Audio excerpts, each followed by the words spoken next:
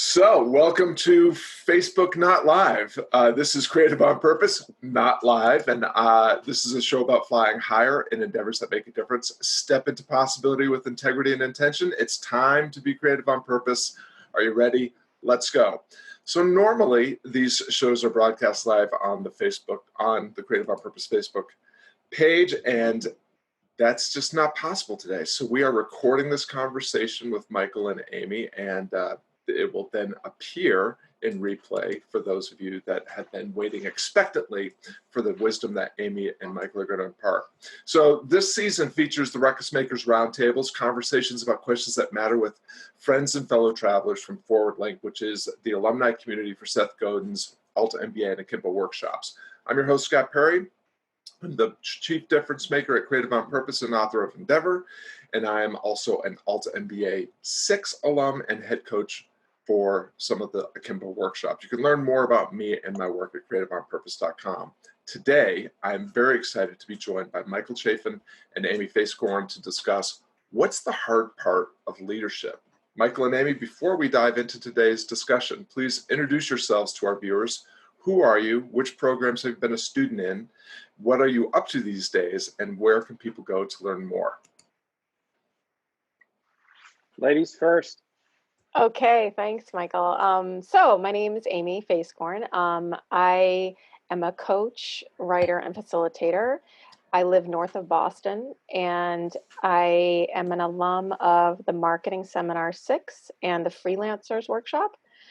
I've been really diving into this question of leadership a lot in my coaching practice, and I've been trying to just figure out how best to keep serving people and keep getting my work out there. And I'm really excited to be here and to talk to you about this today, because it's such an important topic. Go ahead, Michael. So I'm Michael Chaffin, and I am a graduate of, the Marketing Seminar twice, although I quit the first time. And I did the Bootstrappers. I don't think I did Freelancers, but it's possible that I started it and didn't finish. And I am a graduate of Alt MBA, proudly. So those are my Akimbo workshop credentials. My day job is leading 2 groups of wonderful people, one at a hotel in downtown Little Rock, Arkansas, and the other one at a private golf club out west of Arkansas. Little Rock, Arkansas. I coach a lot inside those walls of those 2 operations, but I also am right now about to launch a leadership workshop for those groups of people, which then I hope to move outside of those walls at some point. I get my daily dose of joy from my wife and 3 children and a dog named Daisy. And I play around with cycling, running, photography, guitars, model railroads, and Mini Coopers. And that's me in a nutshell. That's it. Well, fantastic. So we're here to talk about the hard part of leadership, or what is the hard part. But I think it would be really helpful for us to define what we mean by leadership. So starting with you, Amy, just what does it mean in general, or what does it mean for you in particular? Yeah, so I think a lot about this, and I don't have like a final definite. It's always a working definition for me, but I would say lately I'm trying to lean into this idea of integrity. That when you're in integrity with yourself and with others, that becomes an act of leadership. And I think being willing to lean into kind of hard truths and being willing sometimes to articulate them while being detached from how people will respond. Doing that with respect, of course, but not shying away from potential conflict as a result of that. But really this idea of integrity, because I'm in my own life, I have seen how when you focus on that, how people are attracted to that in a way that helps them. Love it. How about you, Yeah. Michael? So yeah, I actually addressed this, and I've asked myself a lot about what is leadership for? You know, what's it meant to do? Because I think a lot of people see it as a fancy word for management. It's a sexy part of management or something like that. When you talk, because it gets thrown around a lot, this word leadership. And I think it carries a lot more weight than that if it's put in the right context. I'd say that it's for making change, and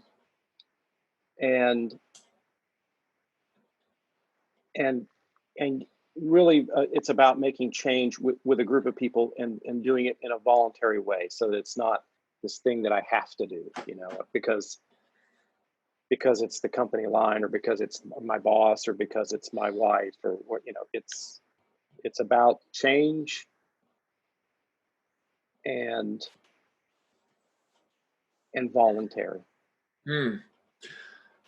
I love what you both said. I think about leadership a lot along the lines of what Michael was saying about, you know, a leader is somebody that makes change happen, and that change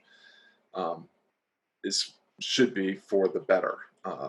You know, so true leadership involves, to Amy's point, that has that level of integrity. And when I think about all of that, I think of leadership as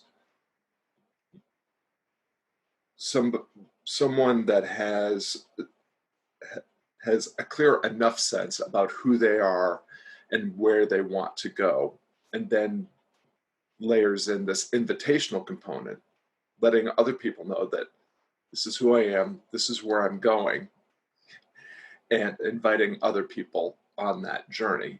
And so in a lot of ways, just like, you know, we all do some coaching, it's the age-old coaching motivation of helping people get from where they are to where they want to be, which is hopefully a better version, to a better place, or a better version of themselves. So I love that, those two themes of change and integrity. I think that's both really important components, which then begs the second half of our query, which is, so what's the hard part of leadership? Back to you, Amy.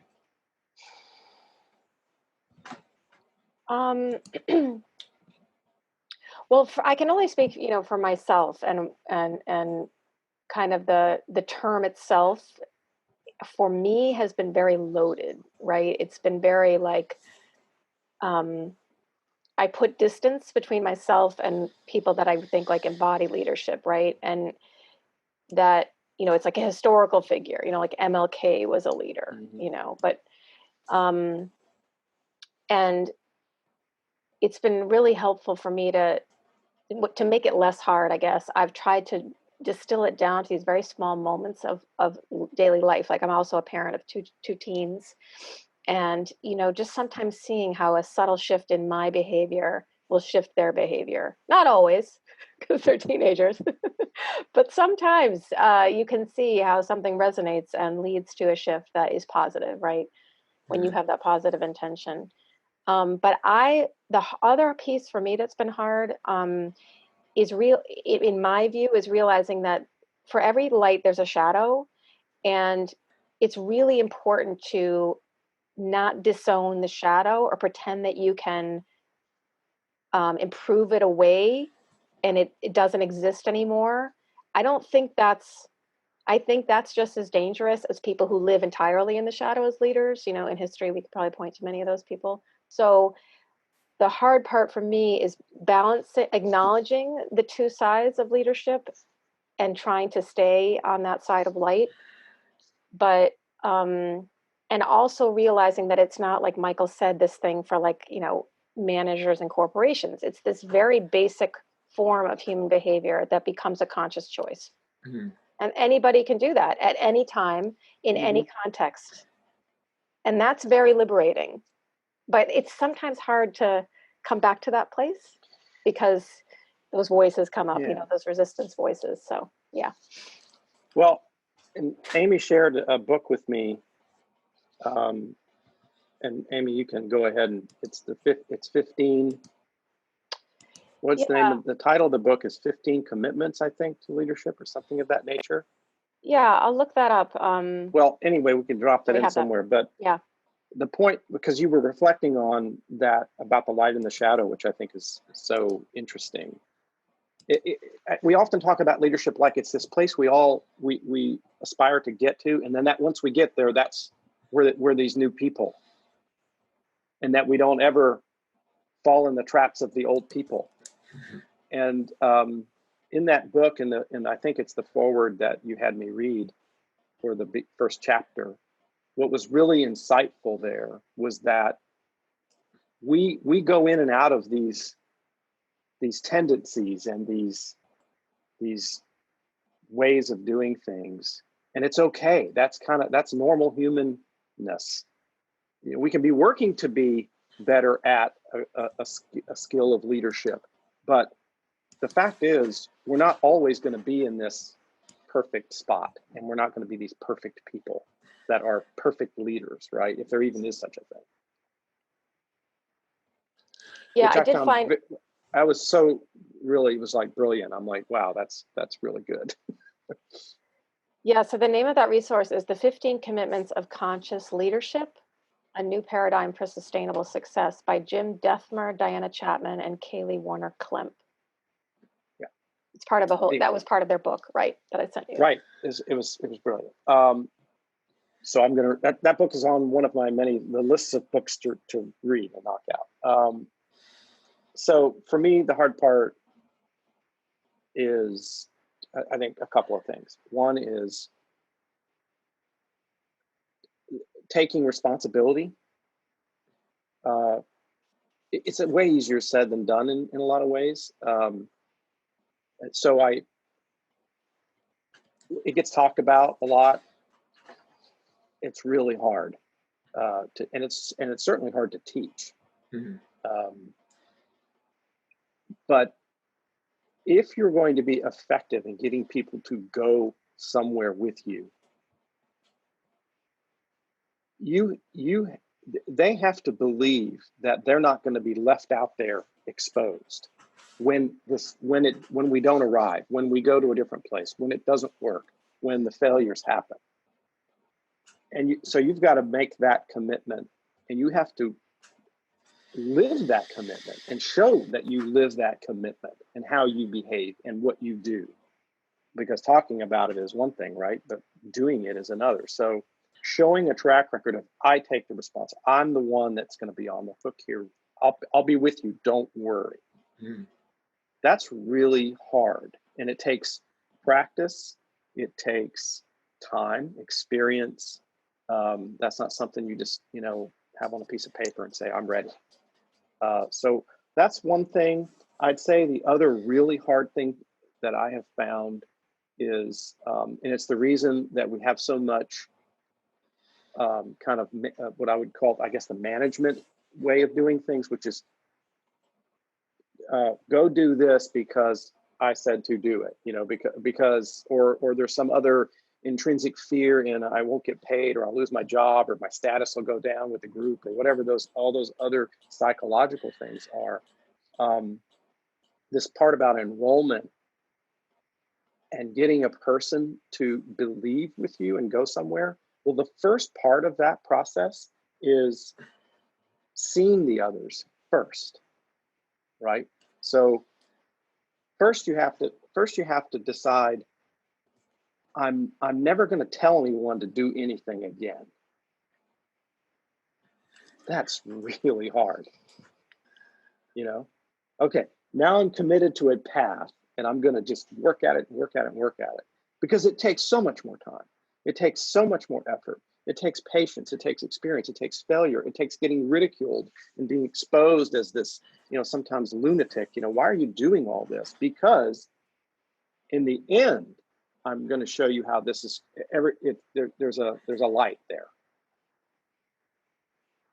So being committed to this voluntary method, I think, is really hard in most of the places that we operate in, both personally and professionally. And then when you decide to do that, the first thing you have to do if you're going to do that is to earn the trust. And the only way to do that is to see people for who they are and where they are going.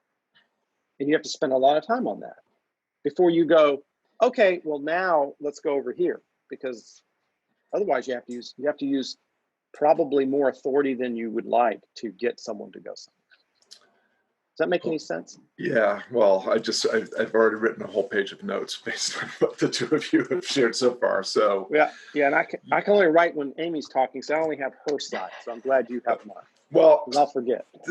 I think you're both pointing towards. So I love that we're differentiating leadership from management or authority, because I totally agree that it's a very different thing. You can be a leader who possesses no title, who possesses no actual authority over other people, and you can inspire and incite people to seek better for themselves and for others. The key to me, the real hard part, and the defining thing that differentiates leadership from management or authority is this: authorities and managers are dealing with known systems. They're closed systems where we all know the rules of engagement. We know what the expectations are. We know what the outcomes, the outcomes are, and you're just trying to get from point A to point B, and both of those points are clearly defined. Where leadership is all about embracing uncertainty, and nothing throws us into a tizzy faster than facing the unknown and contemplating, the maxim of our friend Seth Godin: this might not work. And in the face of this might not work, you then have the challenge that Michael was pointing to of earning the awareness, attention, enrollment, and investment that makes change possible. And so, leadership is much more an act of generosity, service, vulnerability. To Michael's point, empathy, being able to see, hear, and understand where somebody, is coming from, but also have the compassion to commit to an action that will help them get from where they are to where they want to be. And with all of this, we are human beings dealing with other human beings. What could be possibly more complicated or hard or difficult than that? Human beings leading other human beings. What leaps to mind is the blind leading the blind. So, but still, it's that posture, although it's, this is the flip side of all of this talk around uncertainty or around hardship. It's also what makes it such a beautiful pursuit, and why we are in awe of people that can do it well. And oftentimes those people are not people that have succeeded, quote unquote, with their mission. It's the fact we respect their dedication to the craft and the effort of leadership. So I'm wondering, well, I'm happy to field responses to and push back to what I just said, but I think it would also be really helpful for us to share some of the tools and skills that we've learned along the way as leaders, and things that might be worth cultivating for anybody that's contemplating this path of taking the chance and being a leader that's leading him or herself and others into the unknown.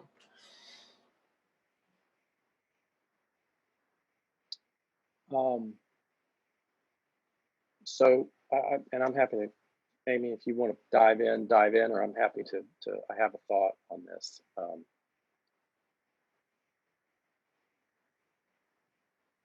So I've been doing this kind of work for over 30 years, 35, I guess. It's been a long time.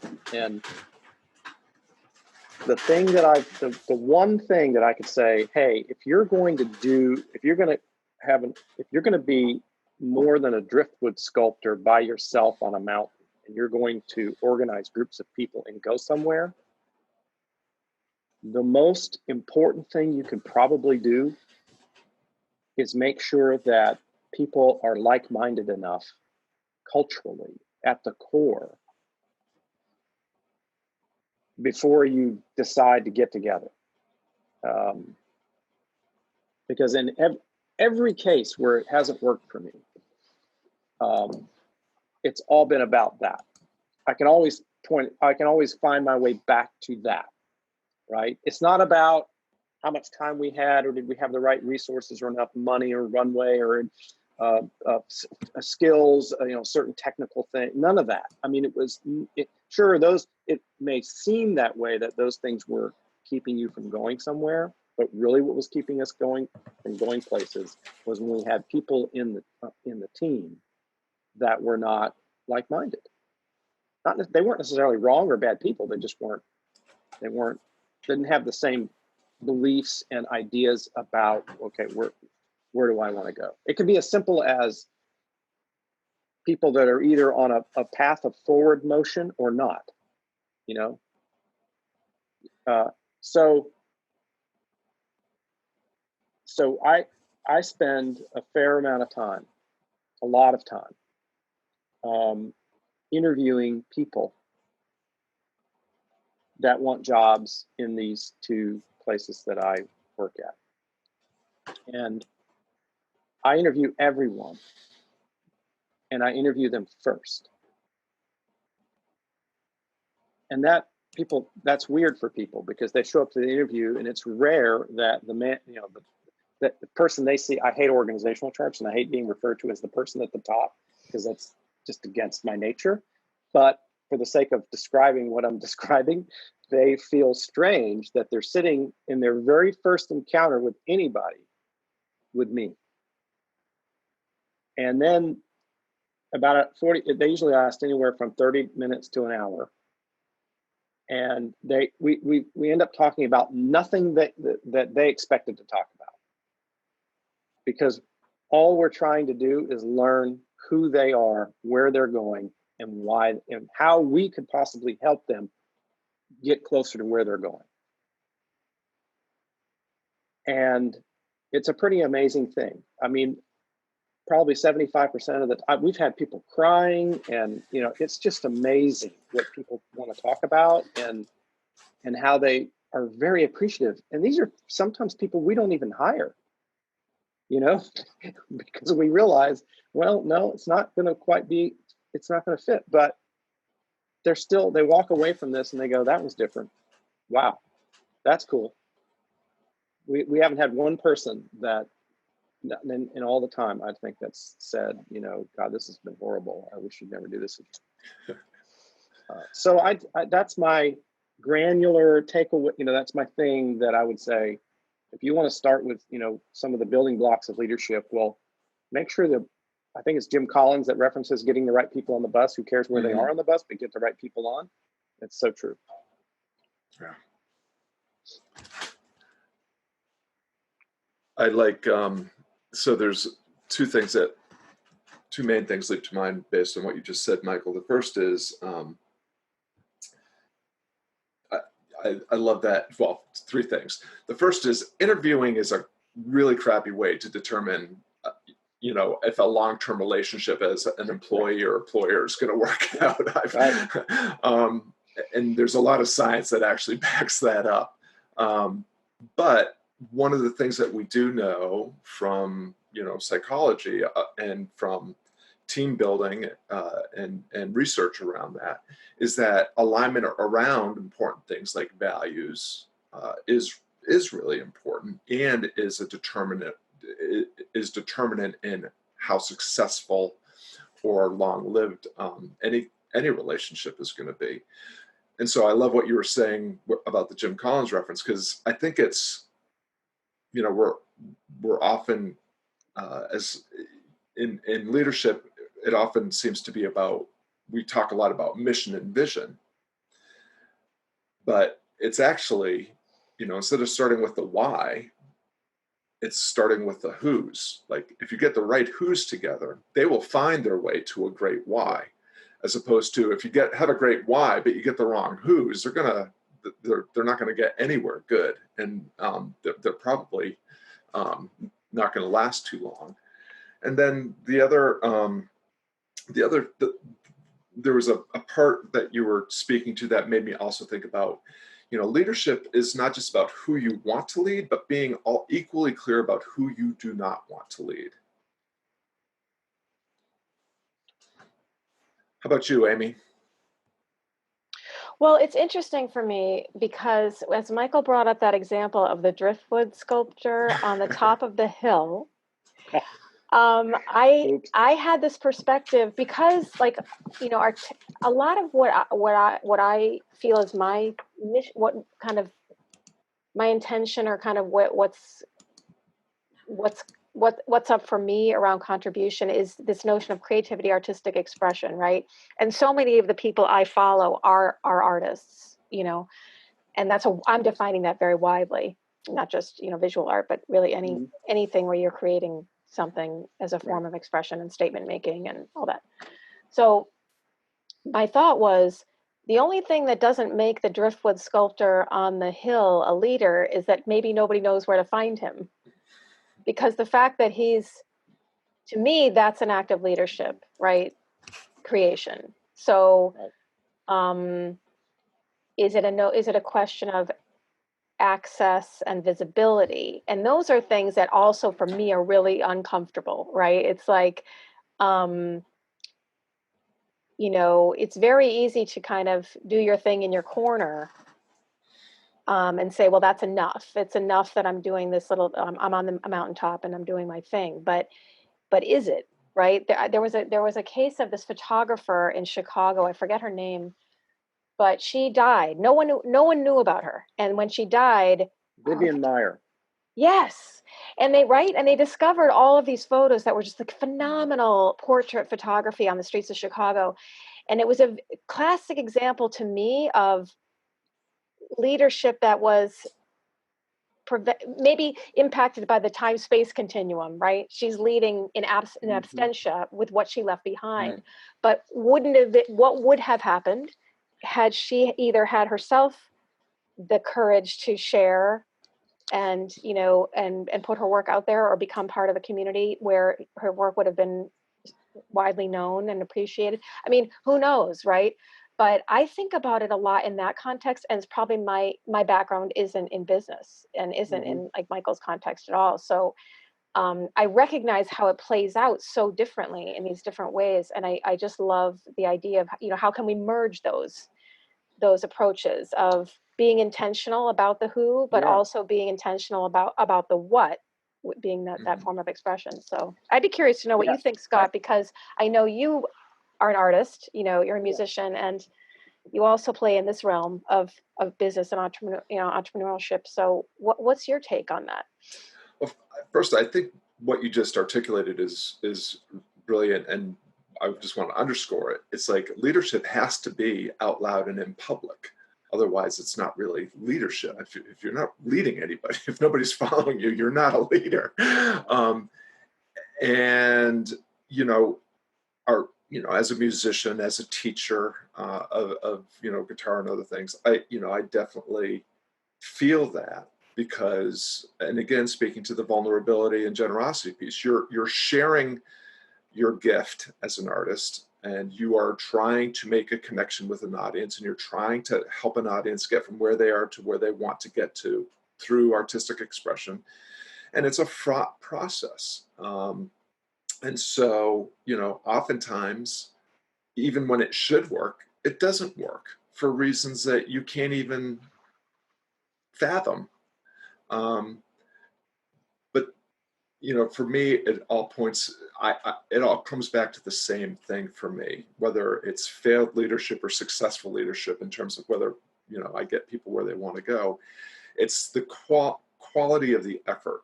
And back to your point, Amy, about integrity. So I think for me, it's intention and integrity.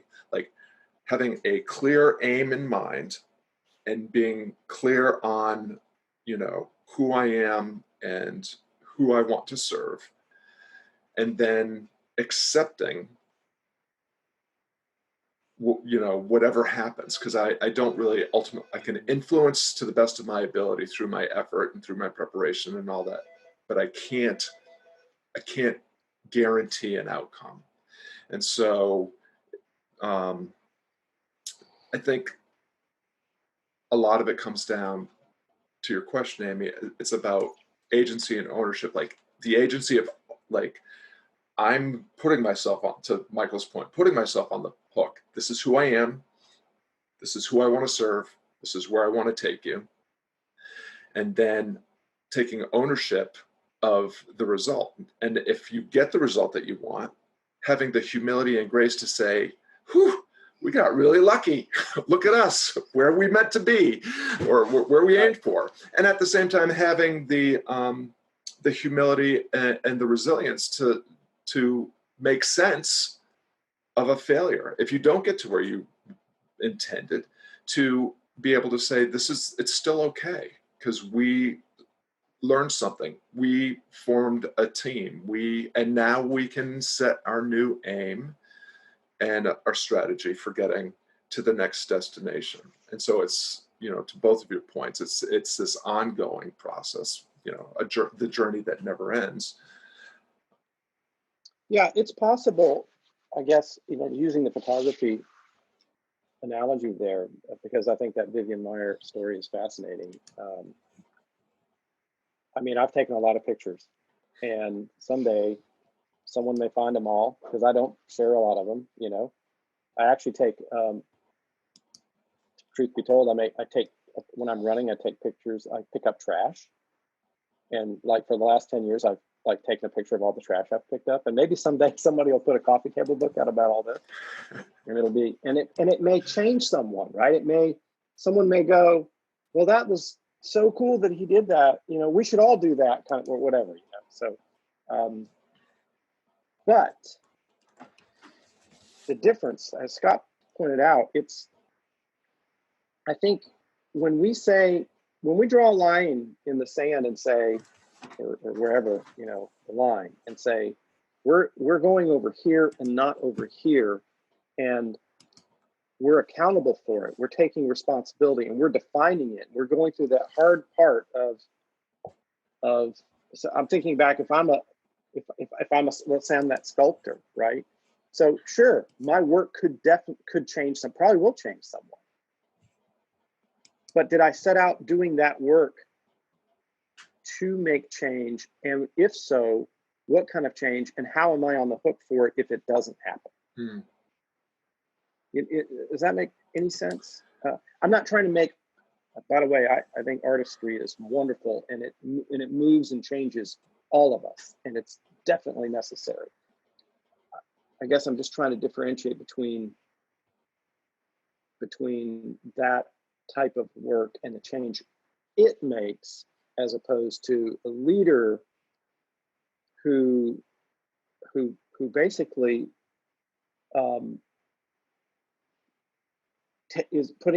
puts themselves on the hook for a specific outcome, and is professional in a sense that they have to show up no matter what to make that work. One of the things that I'm hearing in what you're saying, and the example of Vivian Maier, like, I just wax poetic about the importance of intentionality as a leader, but Vivian was kind of an unintentional leader. Like, she didn't intend, she just took some damn pictures, and then after her passing, she becomes an inspiration and has an impact. But she was intentional. She was about intentional her in her act of her craft, and she was constantly working at. You can tell she was working at. And she was quite bold in the way she did it. It was actually the fascinating, just a remarkable story of how this woman, who you wouldn't, during that time back in the 50s or 60s, right? Amy, Yeah. did you do Yep. that? Yeah. It was, Yeah, taking pictures was actually took some skill. exactly. And the way she took the pictures, all these, she specifically bought a box camera because she could take street photography and not be doing this, you know, Right. because then people act differently. So she was very intentional about capturing the type of images that she wanted, that she knew would change someone.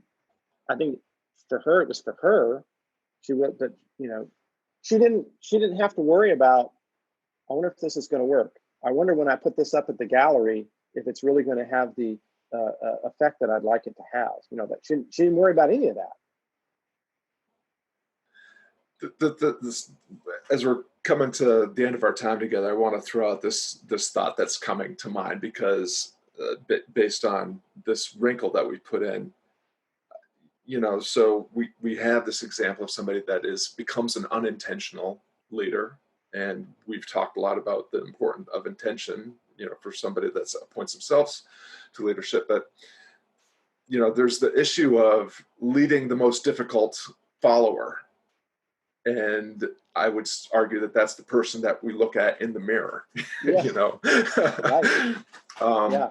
But I was something that came up for me as you were talking too about, and this whole notion of intentionality. It's like, I think that any artist, the intention of any artist is to do that. I want to the change I want to make is to put up a mirror such that people can see what I see, right?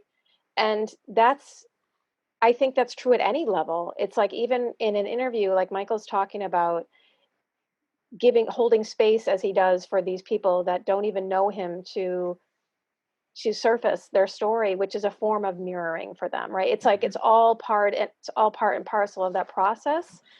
And then it's just, how do you know if it's stuck? Like, how do you know, right? If it occurred, if there was impact, that is where for me, it always feels really murky, and you never know. You just never know the extent to which it's impact that one person, and then beyond that, who they interact with, or whether it's at one, you know, in one moment impacting a lot of people because it's highly visible. Like, you just don't ever know. And it goes back to, for me, the whole notion of detaching from outcome and just trusting that whatever impact it's meant to have, it's having. And then, like you said, Scott, and then it's just about dialing in the commitment to keep doing that.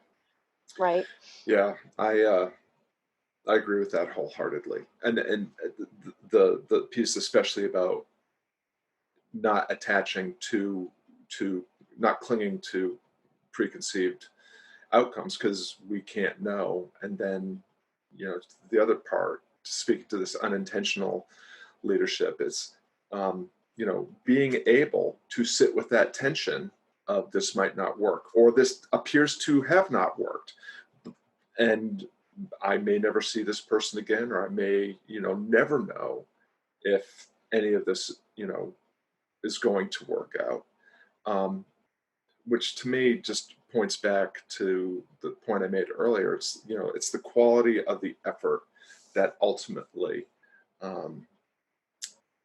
is the important part. It's putting forth your best effort as a compassionate human being, somebody that, you know, recognizes that the, you know, the whole defining element of being a human being is that we are born for each other.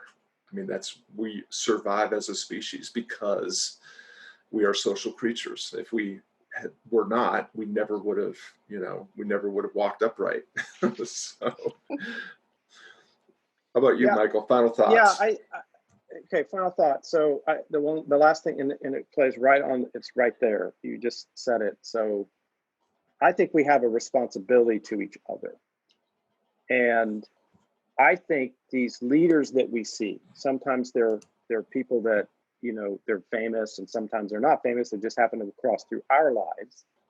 These people that we look up to as great leaders, they treat it like it's a profession of responsibility to us.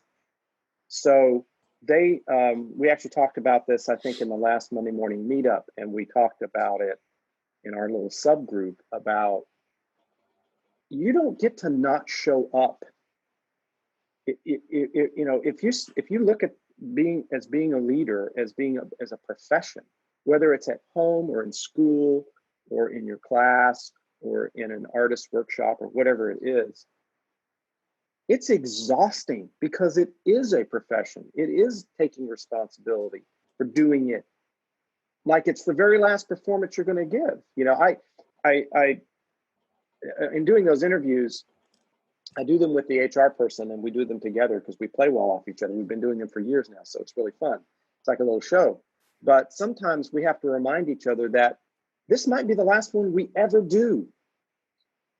And these people that come to that person came here, of course they didn't have this expectation, but they deserve our best performance.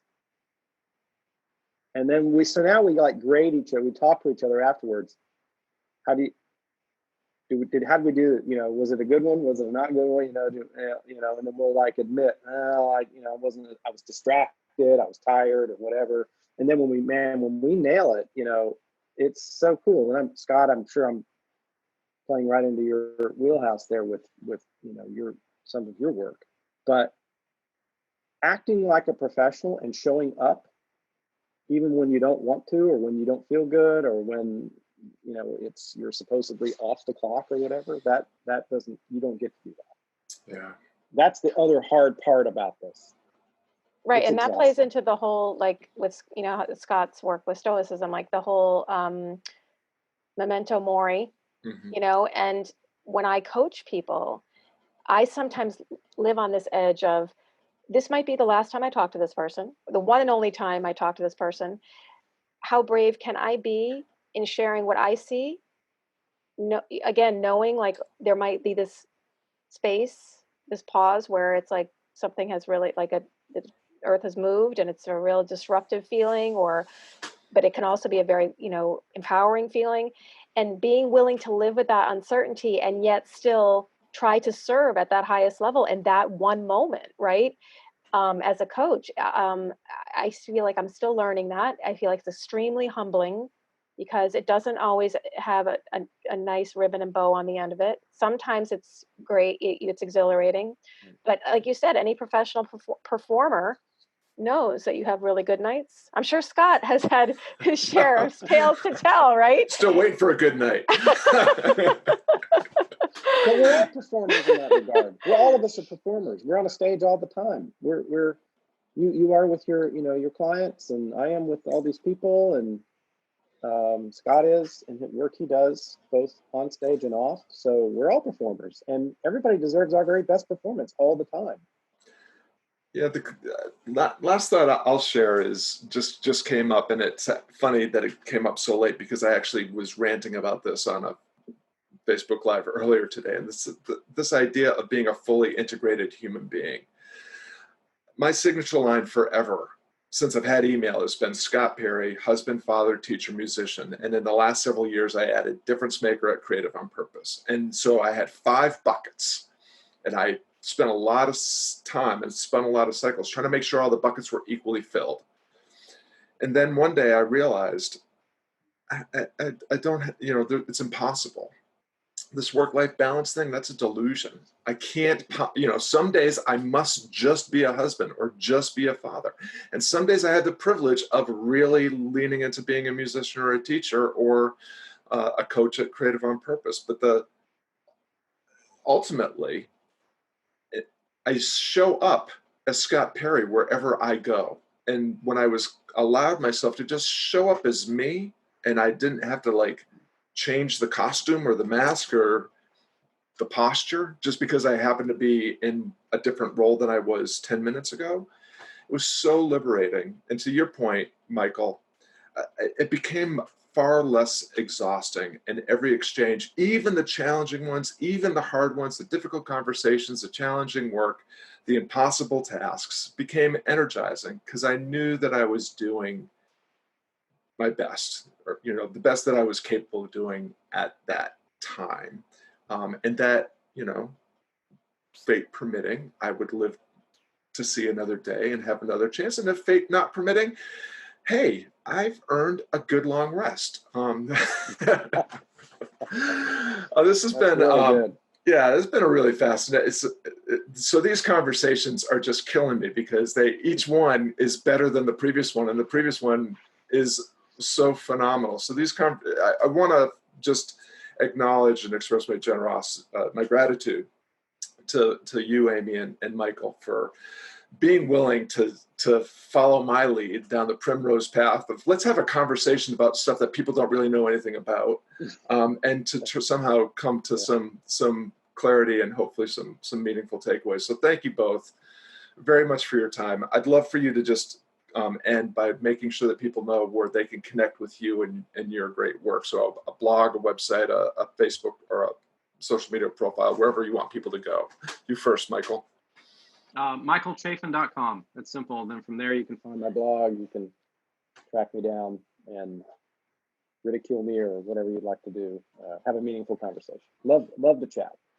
There you go. How about you, Amy? So I'm on ForwardLink, for any alum of that universe that doesn't even know about it. That's a really great place to find the like-minded people kind of out of the box, right, Michael? And I'm on LinkedIn, and I enjoy connecting with people there. And on Medium, I repost my blogs, and my website is also my name, amyfaeskorn.com. And highly recommending that you go and visit them both where they live online. And of course, it's always great to see you at creativeonpurpose.com as well. And thanks so much, guys. Thank you, Scott. Thank you, Scott. It was great. For doing this, for being so bold and so daring and doing all this great work. You made it easy. Pleasure. Thank you.